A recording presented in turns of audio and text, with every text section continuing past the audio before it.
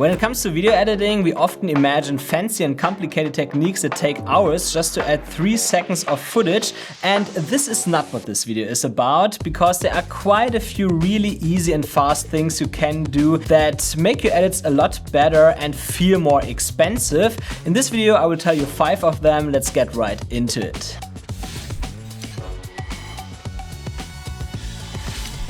Our first one is that you should not cut to another clip if it only has a slightly different angle. To tell you what I mean, let's have a quick look at those 3 clips here. Let's say I put this clip first and then make a cut to this clip.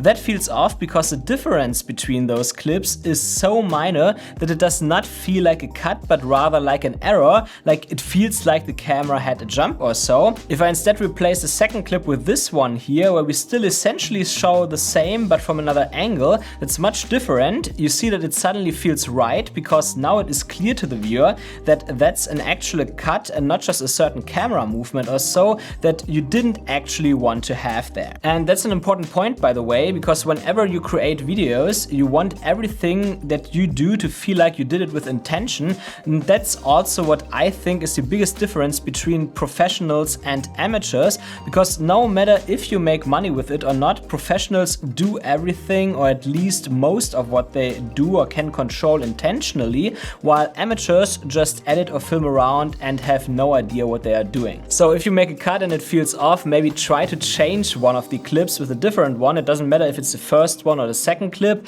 and it might feel correct. And that's also a reason why you should actually capture more footage than you think you need, because then you usually have enough footage for situations like that in the edit. Our next one also has to do with cuts, and that is that sometimes when you make a cut in a talking head clip, the audio has a slight click or bump or whatever you want to call it.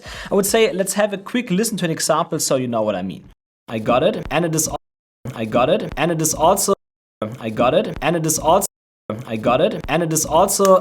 So you can clearly hear that it sounds a bit weird, and the same goes for when you have background sounds or noises in your clips and you make a cut. It can also feel a bit off because suddenly the ambient sound behind your voice changes. Let's also have a listen to one example here. So the key is really to either make it believable, good looking, or do something your drone simply can't.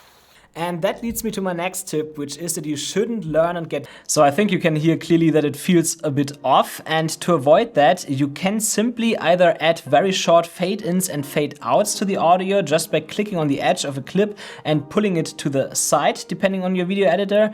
And the clicks from our first example are usually gone. In our second example, that can also sometimes work, but only really if you start speaking a bit later. If you start speaking directly, it makes sense to do a so-called J-cut together with a fade in, and that means that you essentially separate the audio from the video and you extend the audio of the second clip under the first one, so that the audio of the second clip clearly starts before the video of that clip starts. And then you add a simple fade in, and it feels a lot more natural because the ambient sounds of the second clip already starts before you start talking. You can of course also do the opposite. That's a so-called L-cut, so there the audio of the first clip would extend below the second clip. Super easy to do and makes your videos feel a lot less amateurish. What's also super easy to do that makes your videos better without much effort is to use plugins. I've been using lots of plugins over the years, and most of them, and especially my favorite ones, are from Motion VFX, what is also a sponsor of today's video. If you don't know Motion VFX yet, they have a huge collection of premium plugins for pretty much everything you can ask for as a video editor. My content, for example, is often related to travel videos, so let's have a look at their plugin M-Travel 2. If you're a travel vlogger, this plugin can greatly enhance your videos. It gives you easy to use travel related title animations, checklists to tell your audience what they should bring on a trip, a timeline to visualize your plans, a world map which makes it super easy to show where you're flying next with beautiful animations, and even a road animator to show your audience exactly where you go in a city or on a hike. Plus there are lots of other effects in this plugin that enhance your travel vlogs. And that's not all. Motion VFX has lots of other plugins as well. Want fancy transitions? Covered. Want even more title animations? Just drag them into the timeline. Want like and subscribe buttons to get more engagement on your videos? Well, you know how it works. But what about a film look? Well, drag and drop, add just a few settings, got it. And the best thing is that all of that and more is available for Final Cut Pro, DaVinci Resolve and Premiere Pro, so no matter the editor, Motion VFX makes your videos better and faster and easier to edit. I've been using Motion VFX for many years, even before they sponsored this channel, and can't recommend them enough, especially because even the plugins that I bought well over 5 years ago still work without any issues. That's quality. So check out Motion VFX, you will find the link in the description below. And the next tip, I think, is also a really big one when it comes to the feeling of your video, which is that you should not only cut to the beat of the music, but also to the feeling of it. To give you an example, let's have a quick listen.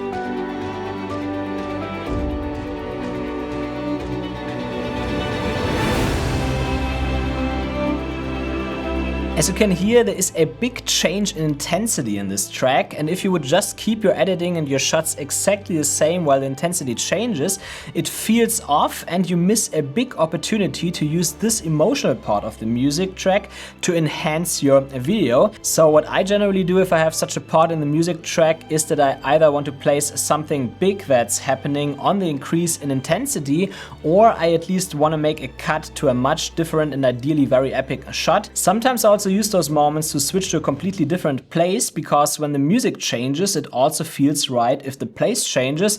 But I would say let's have a quick look how I do that in my recent Mavic 4 Pro video, because there's a really good one.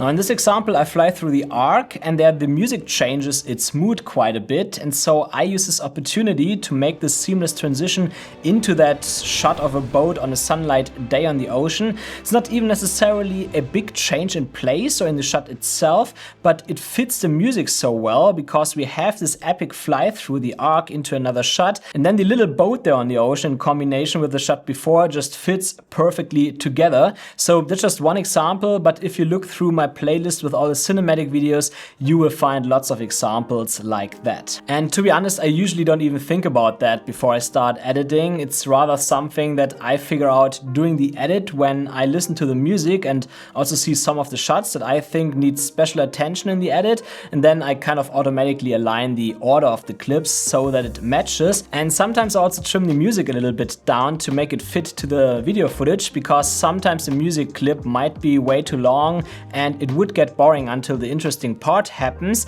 And that takes me to the next step, which is that you should learn to edit music tracks without AI, even DaVinci Resolve, because DaVinci Resolve can do that for you, but it's not always good because you don't have much control about it, where it actually cuts the music. So the important part of the music might suddenly be in a place where you don't want it. So the way how I do it is that I listen through the track and I try to find parts in the track that sound similar, and then I simply find the same beat in both parts, cut on that beat and drag them together.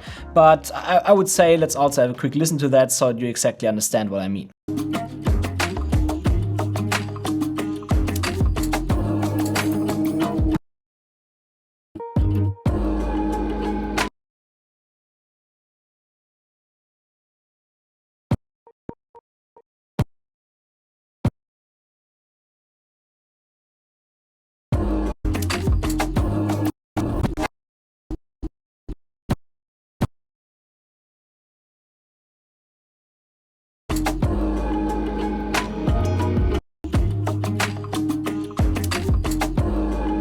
And when it comes to sound, I have another tip, and that is that you often have shots with good background audio, but other shots with bad or no background audio in one sequence. So what you can do there is that you can simply separate or extend the audio from the good clip and also extend or copy it below your other clips, because then you have good sounding ambient audio under all of your clips in the sequence, so that all fits together sound-wise. And that saves you a lot of time, because you don't have to go through your sound effects library all the time to find proper ambient sounds. So that's super helpful. And by the way, if you don't add any sound effects or ambient sounds into your videos yet, then either do so or make sure that you always have a shotgun microphone on your camera while filming, so that you at least have the original ambient audio, what in many cases enhances the viewer experience as well. But adding actual sound effects gives you a lot more control, so I personally prefer to do both. Whenever the original audio sounds good, I use that, but if the original audio sounds bad or it doesn't sound as I wanted, I always add sound effects. It's just important overall that you have it in there, because it really enhances the video. It feels more like the viewer would actually be there. So that's it. I hope those tips were helpful, and let me know in the comments below which one you like the most, and if you have any favorite ones that you use all the time that are easy to do and that make your videos better. And if you also want to know a few new ways to create videos faster, check out this video here in the corner. There you will learn more, and I see you there.